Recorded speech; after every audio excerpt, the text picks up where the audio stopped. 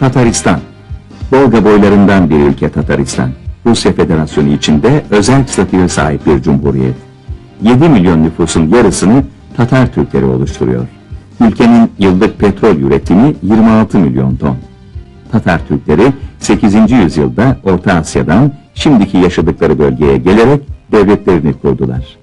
1852 yılına kadar bağımsız kalan Tataristan bu tarihten sonra Rus hakimiyetine geçti.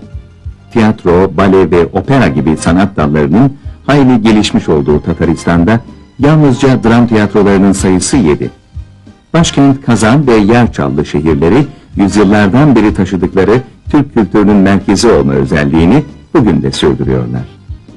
Abdullah Tukay, ülkenin ve tüm Türk dünyasının en tanınmış şairlerinden biri.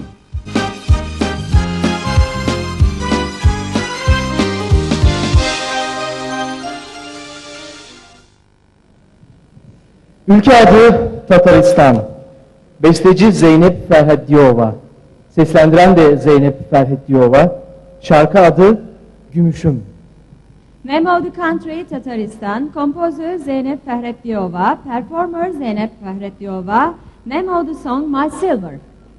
Из Татарстана приехала Зейнеп Фархиддинова. Она исполнит свою песню «Гümüşüm, долюшка моя».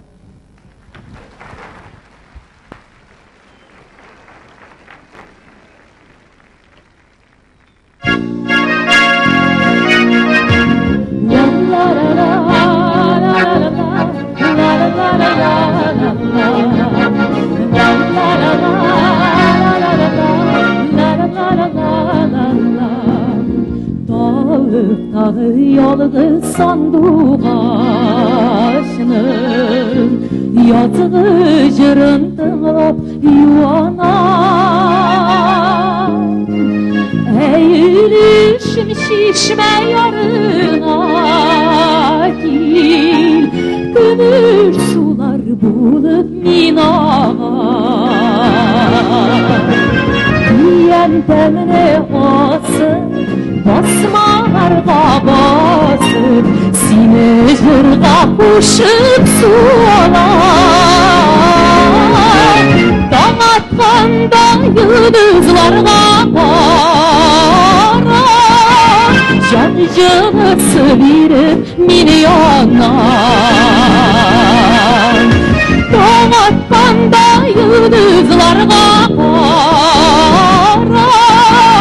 cancılısı birip milyonlar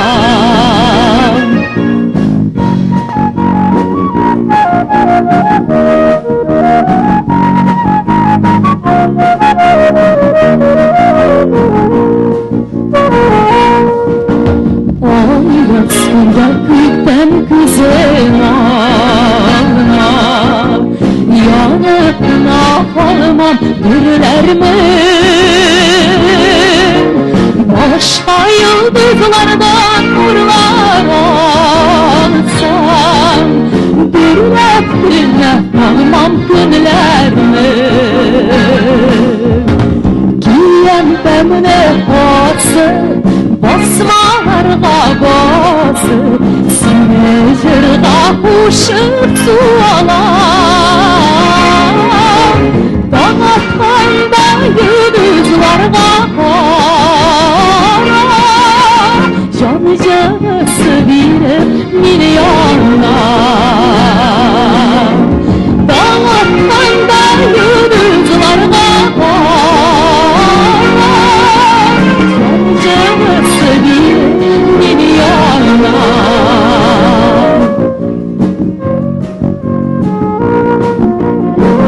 la la la la la la la la la la la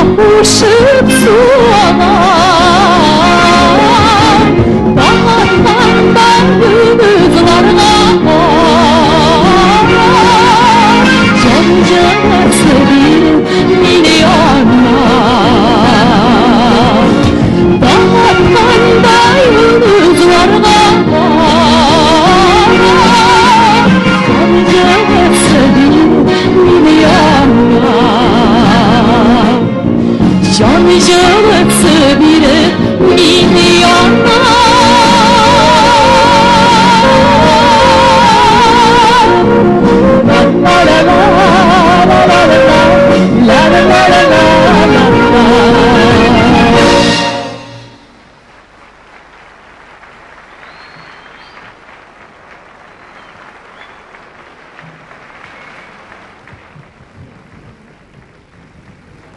Mansiyon Tataristan'a gideceğiz. Evet, Tataristan'ı biz sahneye davet ediyoruz.